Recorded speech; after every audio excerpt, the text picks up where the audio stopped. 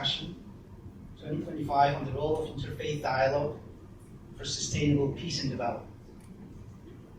I'm deeply grateful to the Journalists and Writers Foundation for this invitation, to its President Mehmet Kılıç and Ms. Cemre Ülker, and of course, as well as to the tireless volunteers who have made these 3 days possible. 10 years ago, in 2015, I had the privilege to attend the side event organized by this foundation here in New York, precisely around the declaration of the Sustainable Development Goals. That meeting brought together civil society, interfaith leaders, and policymakers, and was honored by the participation of the then President of the UN General Assembly. Today, that moment left a lasting impression on me. It was the beginning of a global journey, and today, 1 decade later, we gather again to renew our shared commitment.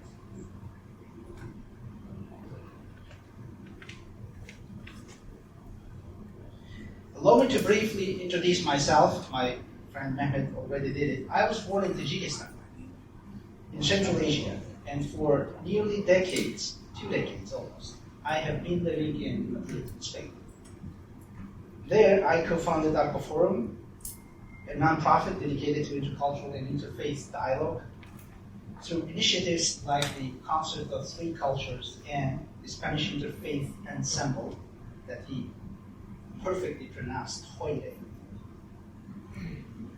We bring together people of different faiths and backgrounds to learn, share, and create together. In my own work, my institution, in ARCO Forum, and Hoyle, the Interfaith Ensemble that you mentioned, I have witnessed how music, dialogue, and shared service can transform perceptions and heal divides. When people of different faiths break bread together, sing together, or serve the vulnerables side by side, mistrust gives way to understanding, and strangers become neighbors. I recall a recent intercultural iftar dinner we organized with participations of Muslims, Christians, Jews, and people of no faith, sat together at the same table. The conversations that evening were not about theology, but about family, about children, about our dreams for peace. These small encounters, I believe, are the building blocks of resilient societies. The UN 2030 Agenda reminds us that sustainable development cannot be achieved without peace, and peace cannot be sustained without justice, inclusion, and strong partnerships. That's why we are here. This is why interfaith dialogue is so essential. Concrete examples show us the power of cooperation.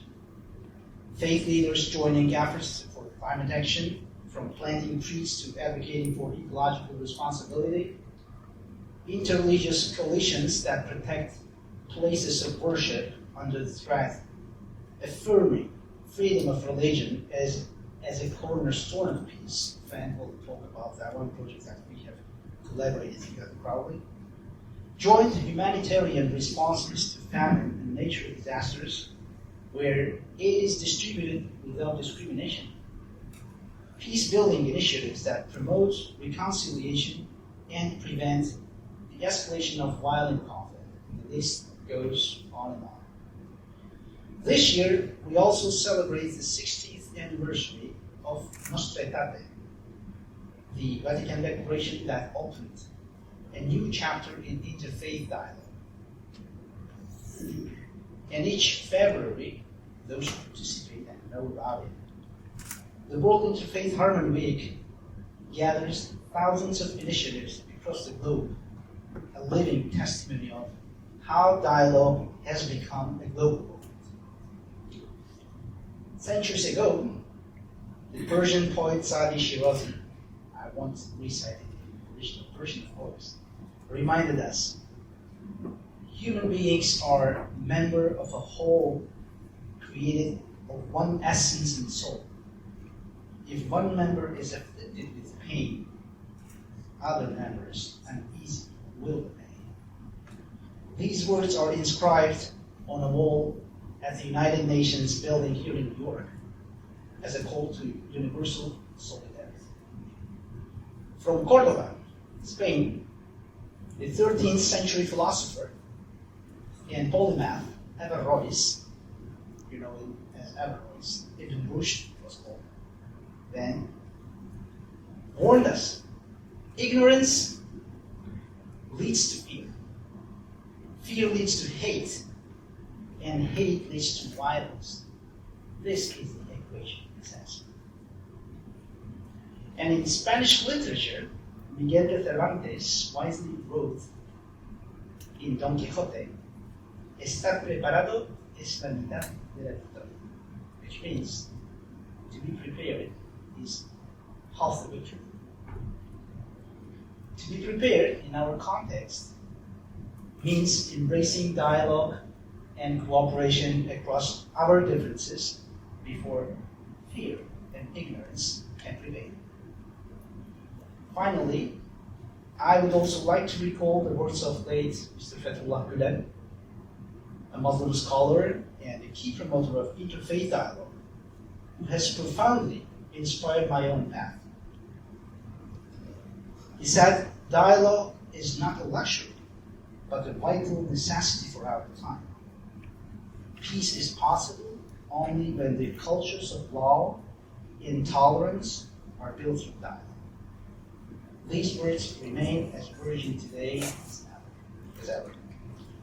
Friends, interfaith dialogue is not a luxury.